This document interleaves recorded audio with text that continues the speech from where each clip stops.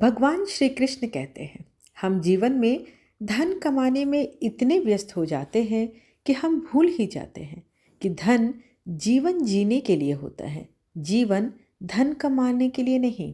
भगवान श्री कृष्ण के इस सुविचार के साथ आज की वीडियो का आरंभ करती हूँ।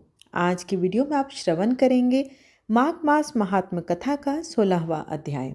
इसके पहले की कथा का श्रवण करने के लिए आप सबका बहुत बहुत धन्यवाद। आप सबसे अनुरोध है कि कथा अगर आपको अच्छी लगे तो चैनल को लाइक शेयर एंड सब्सक्राइब करना बिल्कुल ना भूलें और कमेंट बॉक्स में हरे कृष्ण अवश्य लिखें। कार्तवीर्य कहने लगा कि हे भगवान, वह राक्षस कौन था और कांचन मालिनी कौन थी? उसने अपना धर्म कैसे दिया और उनका साथ कैसे हुआ? हे ऋषि, अत्रि ऋषि की संतानों के सूर्य, यह कथा सुनाकर मेरा कौतूहल दूर कीजिए। तब दत्तात्रेय जी कहने लगे कि हे राजन, इस पुरातन विचित्र इतिहास को सुनो। कांचन मालिनी नाम की एक सुंदर अप्सरा थी जो माघ मास में प्रयाग में स्नान करके कैलाश पर जा रही थी। तब उसको मार्ग में जाते हुए हिमालय के कुंज से एक धीर राक्षस ने देखा। उस सोने जैसे तेज वाली, सुंदर कटी वाली, बड़े बड़े नेत्रों वाली, चंद्रमुखी सुंदर केस और पीन पयोधर वाली सुंदर अप्सरा को देखकर उस राक्षस ने कहा, हे सुंदरी कमल नयनी, तुम कौन हो और कहाँ से आ रही हो? तुम्हारे वस्त्र और वेणी भीगी हुई क्यों है? तुम आकाश मार्ग से कहाँ जाती हो और किस पुण्य के प्रताप से तुम्हारा शरीर इतना तेजस्वी और रूप ऐसा मनोहर है? तुम्हारे गीले वस्त्र से मेरे मस्तक पर गिरे हुए एक बूंद जल से मेरे क्रूर मन को एकदम शांति प्राप्त हो गई। इसका क्या कारण है? तुम बड़ी शीलवती प्रतीत होती हो, इसका कारण मुझसे कहिए। अप्सरा ने कहा, हे राक्षस सुनो, मैं काम रूपिणी अप्सरा हूँ। मैं प्रयाग में संगम में स्नान करके आ रही हूँ, इसी से मेरे वस्त्र भीगे हैं। अब मैं कैलाश पर जा रही हूँ जहाँ पर श्री शिव निवास करते हैं। त्रिवेणी के जल से मेरी सब क्रूरता दूर हो गई, जिसके पुण्य के प्रभाव से मैं इतनी सुंदर और पार्वती जी की प्रिय सखी हुई। जो आश्चर्य देने वाला उदाहरण मुझसे ब्रह्मा जी ने कहा था वो सुनो।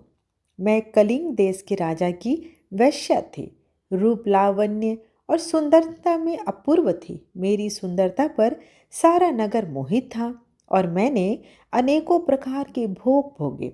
अनेक प्रकार के वस्त्र और आभूषणों की घर में कोई कमी नहीं थी।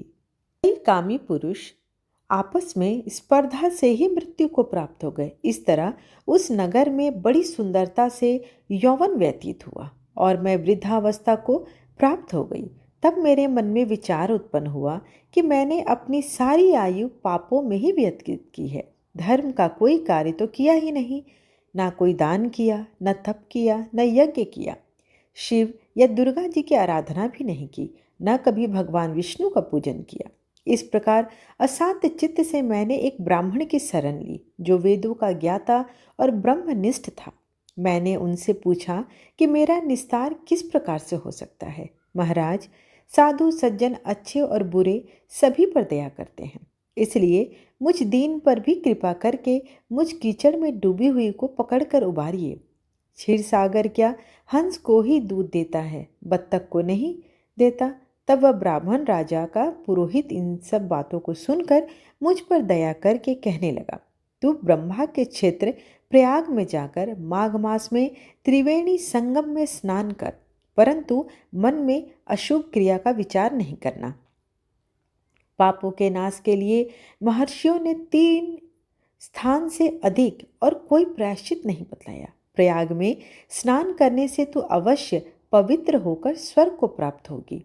हे भामिनी, पुराने समय में गौतम ऋषि की स्त्री को देखकर इंद्र ने काम के वशीभूत होकर कपट वेश में उससे भोग किया था, इसलिए ऋषि द्वारा श्राप दिया गया और उसका शरीर अत्यंत लज्जायुक्त हजारों भागों वाला हो गया। तब इंद्र नीचा मुंह करके अपने पाप कर्म की बुराई कराने लगा। मेरु पर्वत के शिखर पर स्वच्छ जल वाले सरोवर पर एक स्वर्ण कमल से भरे हुए कोटर में घुस गया और अपने पाप को धिक्कारता हुआ कामदेव की बुराई करने लगा कि यह सब पापों का मूल कारण कामदेव हैं। इसके ही वशीभूत होकर मनुष्य नरक में जाते हैं और अपने धर्म, कीर्ति, यश और धैर्य का नाश भी कर लेते हैं।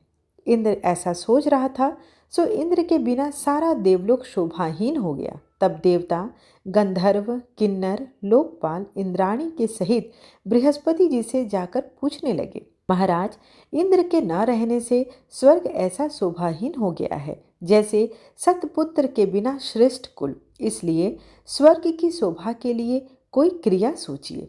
इस विषय में देर नहीं लगानी चाहिए। तब बृहस्पति जी कहने लगे कि इंद्र ने बिना सोचे विचारे जो कर्म किया उसका फल भोग रहा है, सो वह वहाँ कैसे कर जानता हूँ। फिर गुरु जी ने सबको साथ लेकर स्वर्ण कमलों से युक्त बड़े सरोवर में इंद्र को देखा, जिसका मुख मलिन और आंखें बंद थी। तब इंद्र ने बृहस्पति जी के चरणों को पकड़कर कहा कि इस पाप से उद्धार करके आप मेरी रक्षा करें। तब बृहस्पति जी ने इंद्र से कहा कि प्रयाग में स्नान करने से ही तुम पाप मुक्त हो जाओगे। तब इंद्र सहित सबने ही प्रयाग जाकर संगम में स्नान किया और त्रिवेणी स्नान से इंद्र पाप मुक्त हो गया। तब बृहस्पति जी ने इंद्र को वरदान दिया कि तुम्हारे शरीर में जितने भाग हैं सब नेत्र हो जाएं। तब इंद्र ब्राह्मण के वर से 1000 नेत्रों से ऐसा सुशोभित हुआ जैसे मान सरोवर में कमल शोभायमान होता है। माघ महात्म कथा का 16वां अध्याय यहीं पर समाप्त हुआ।